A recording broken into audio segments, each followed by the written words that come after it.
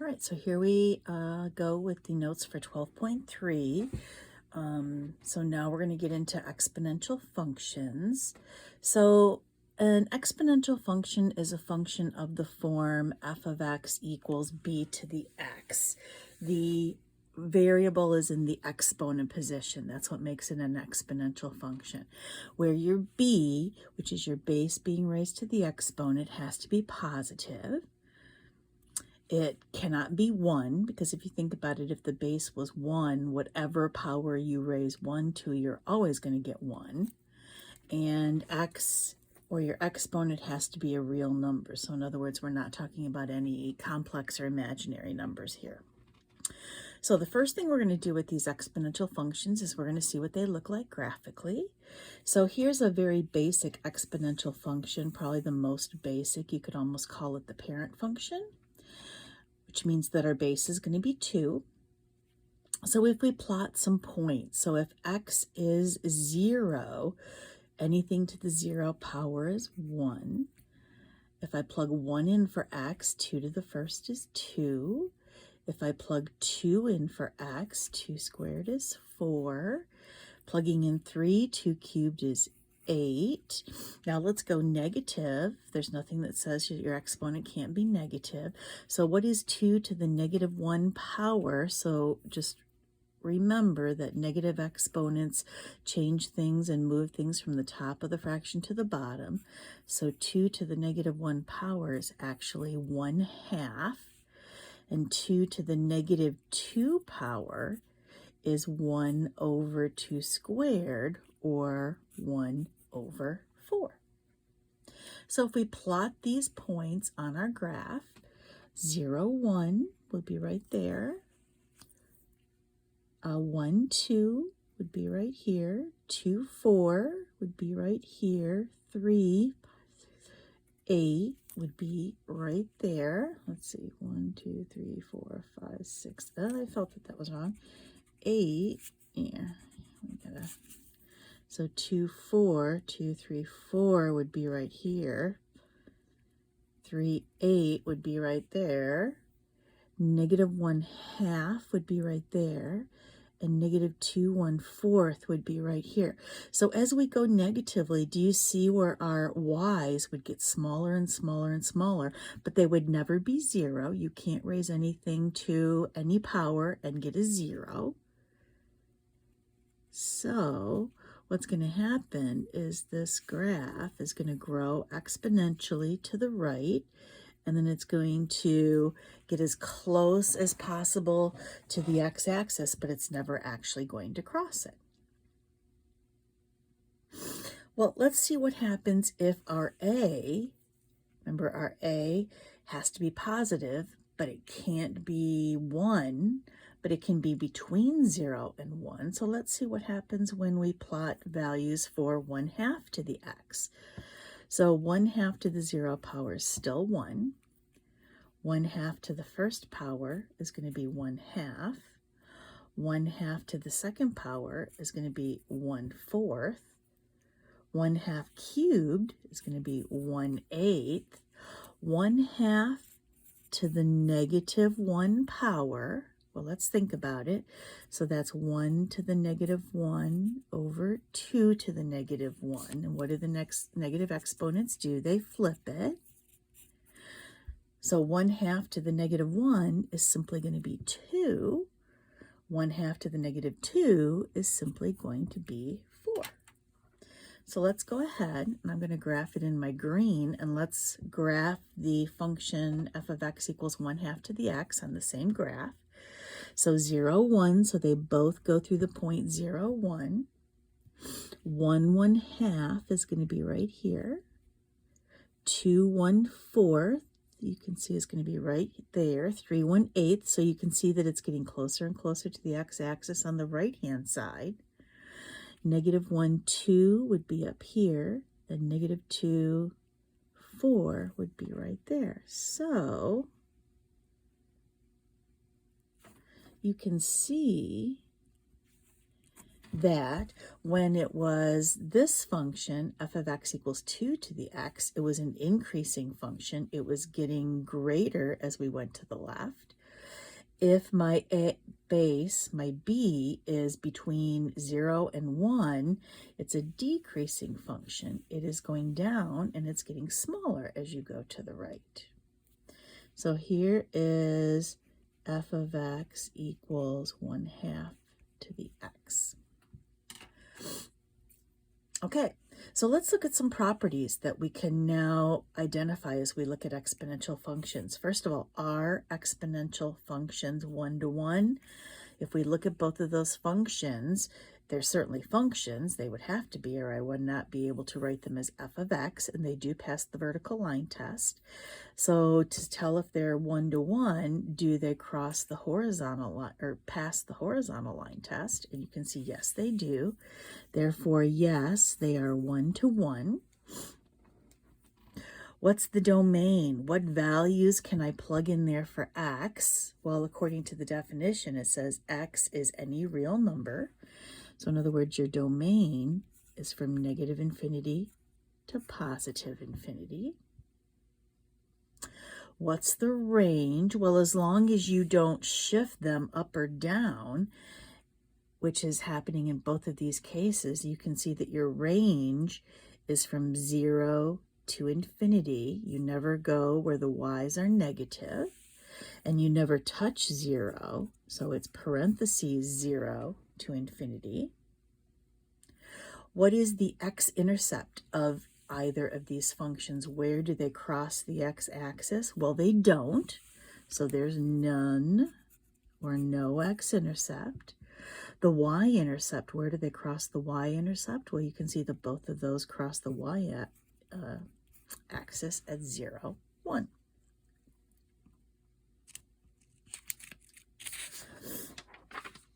So that's what the pictures of some exponential functions look like, some very basic exponential functions. So now let's go and let's look at exponential equations. We're going to be solving these exponential equations. So here's how we solve them. As long as our b is greater than 0 and not equal to 1, which was part of the definition for our functions, then if I have b to the x, and that is equal to b to the y, that means that x is equal to y. So what this says in English is, if the bases are the same on either side of the equal sign, then the exponents are going to be equal or the same as well. So we're going to use that to solve exponential equations. Now, exponential equations will be equations where the variable is in the exponent position. So you can see right here, the variable is in the exponent position.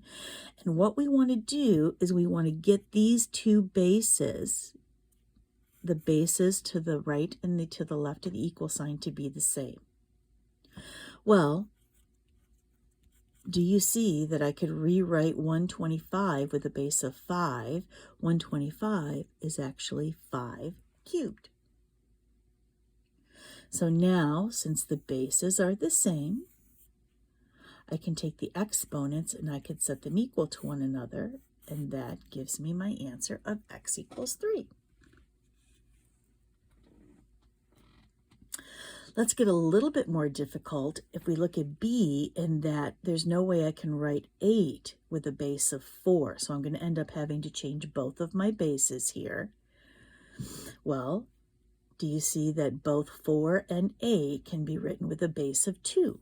4 is 2 squared, and 8 is 2 cubed.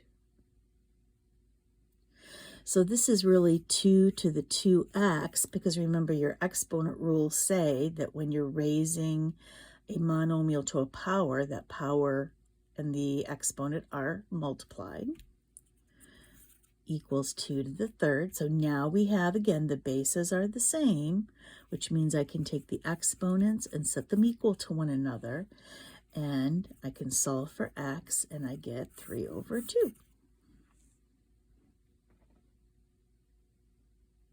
Now, just so you know, you can check these equations just like we've always been able to check equations.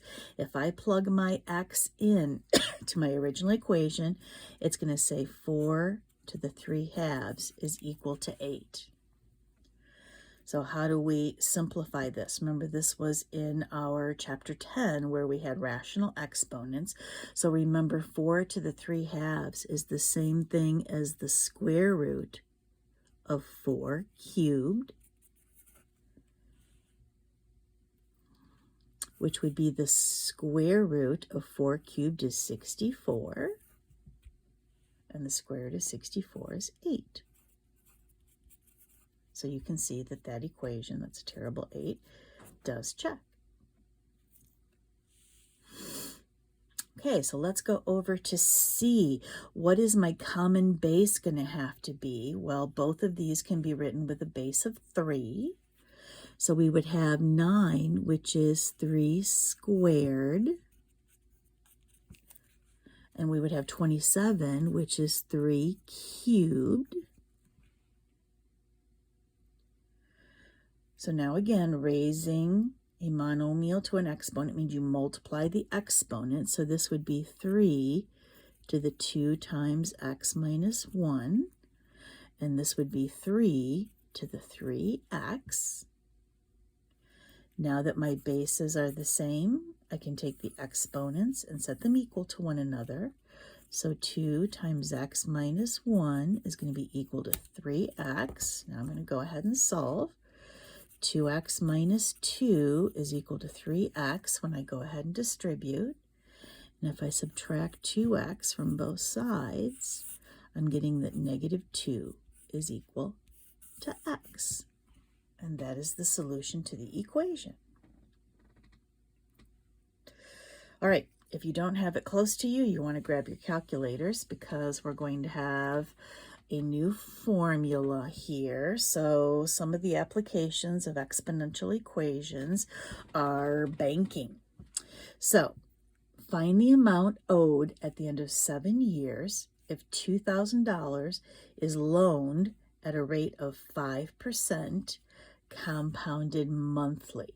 And we're going to use this formula. So let's take a minute, and I've left enough room where we can talk about the values in this formula and what they mean. So this is a banking formula. P is going to stand for your principal.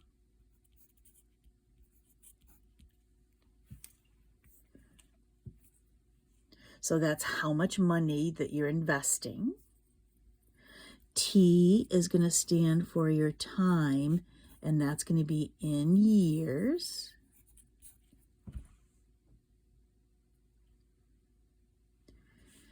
A is going to be the final amount, or the amount in the account after a certain number of years has gone by. R is your rate. And of course, you know that that is your percent, and you know that you can never plug a percent into a formula. You'd have to change it to a decimal. And finally, N is the number of compoundings. In other words, this one says that the interest is compounded monthly.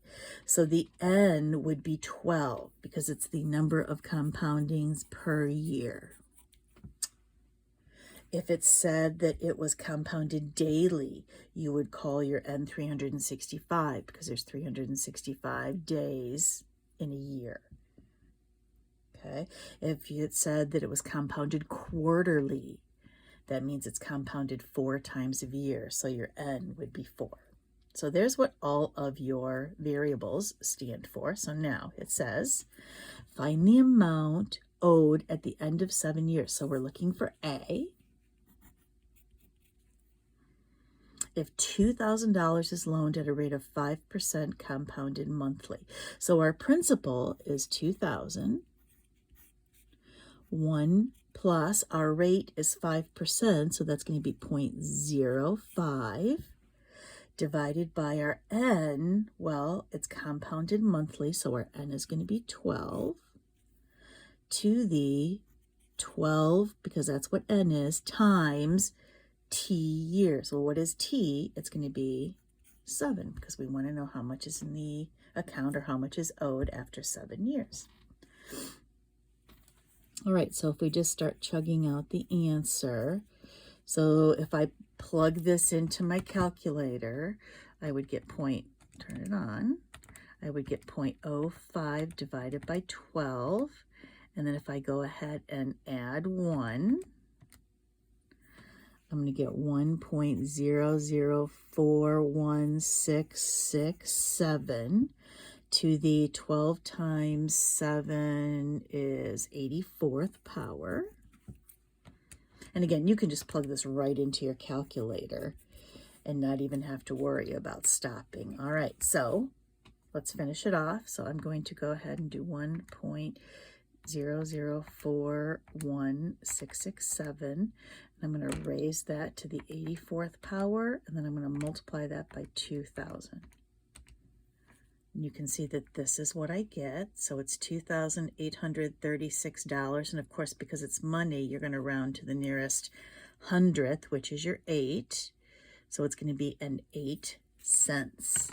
So your final answer is $2,836.08. So after 7 years, that's how much you would owe back to the bank. And there's the end of 12-3.